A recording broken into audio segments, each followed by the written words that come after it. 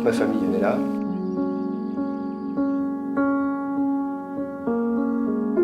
On connaît ces montagnes par cœur, quand on les voit, elles nous parlent. On est tous partis parce que ces zones de montagne étaient très difficiles, il n'y avait pas du travail pour tout le monde.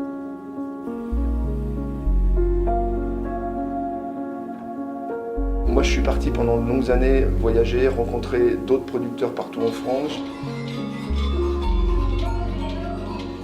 Nous travaillons avec plus de 130 producteurs fermiers dans toute la France qui vont obtenir le lait que l'on désire afin de nous fabriquer les meilleurs fromages possibles.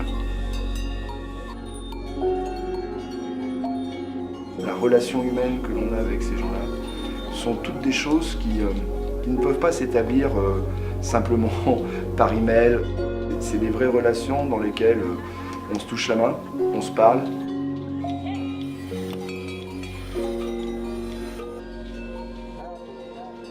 De tout ce qu'on a vu aussi, on a vu des producteurs avec lesquels nous, on leur demande beaucoup d'énergie, beaucoup d'investissement et beaucoup de travail pour nous procurer un excellent lait et être capable de nous faire des très bons fromages.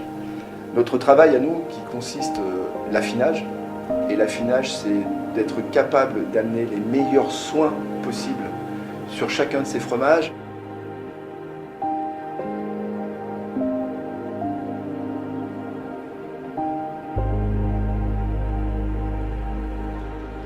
Et c'est vrai que nous sommes un peu les rares artisans dans le monde.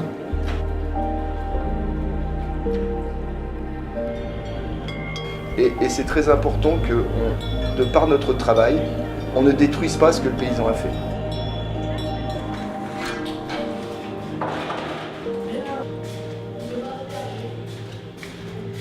On joue, nous, constamment avec 3 éléments.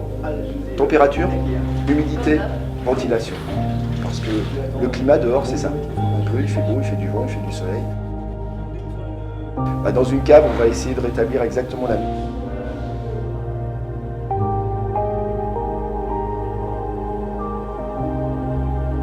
Ce tunnel, c'est un ancien tunnel dans lequel passait le train.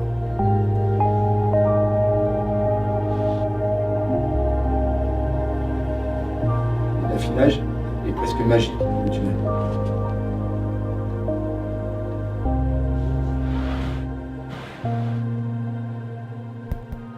On a des oreilles, on a un nez, on a des yeux, on a une bouche, on a des doigts.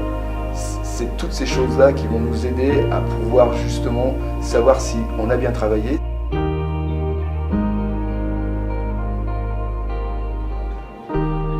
Des moyens qui sont bien souvent extrêmement manuels. On va prendre un fromage, on va le frotter, on va le laver, on va le poser sur du bois, on va peut-être le poser sur de la paille, on va peut-être le mettre sur du papier.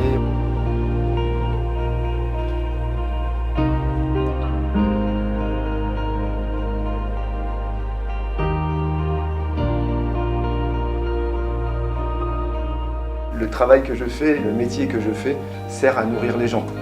Donc en termes de plaisir, c'est quand même chouette, parce qu'en définitive, nourrir les gens, c'est partager des émotions, c'est regarder dans leurs yeux s'il se passe quelque chose quand ils sont en train de manger ce produit-là.